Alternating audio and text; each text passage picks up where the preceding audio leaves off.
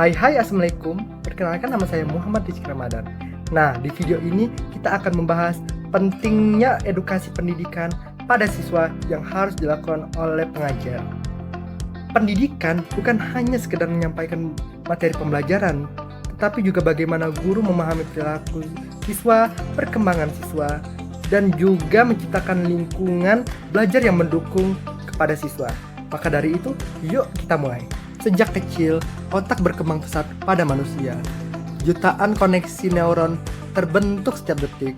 Pada anak kecil, terjadi sinaptogenesis dan pruning, yaitu seleksi koneksi yang dipakai dan dibuang. Menurut Piaget, anak mengalami 4 tahapan perkembangan kognitif yang dimulai dari sensomotorik, praoperasional, operasional konkret, dan operasional formal. Nah, setiap tahapan ini memiliki cara berpikir yang berbeda, dan pembelajaran efektif terjadi saat materi yang sesuai dengan tahapan tersebut. Menurut Vygotsky, perkembangan anak sangat dipengaruhi oleh interaksi sosial mereka. Ia memperkenalkan konsep zona perkembangan proksimal. Apa itu zona perkembangan proksimal? Yaitu kemampuan yang dapat dicapai anak dengan bantuan dan scaffolding. Nah, apa itu scaffolding? Yaitu dukungan bertahap yang kemudian dilepas ketika anak-anak sudah mandiri. Bronfenbrenner menjelaskan bahwa perkembangan anak ini berlangsung berlapis yang dimulai dari keluarga dan sekolah.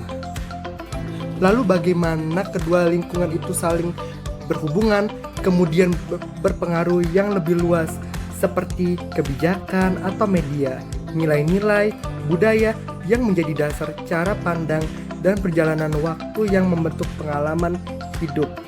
Nah, semua lapisan ini saling berkaitan dan bersama-sama membentuk bagaimana anak belajar.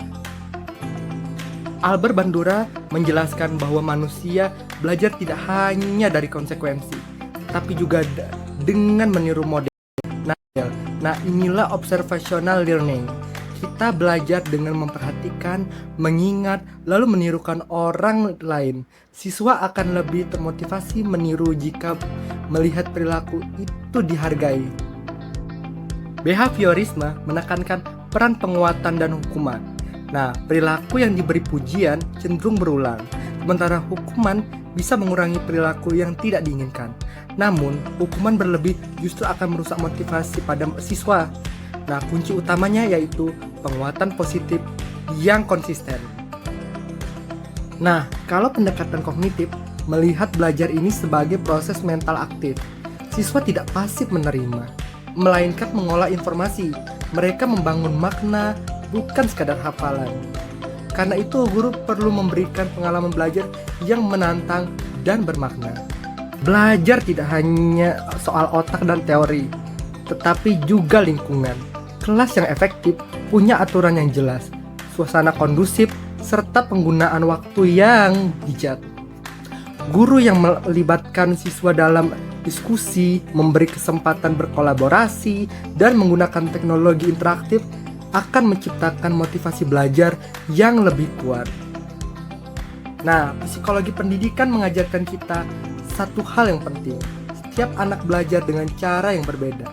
Dengan memahami perkembangan otak, teori belajar, dan lingkungan, kita bisa menciptakan pendidikan yang bukan hanya efektif, tetapi juga bermakna.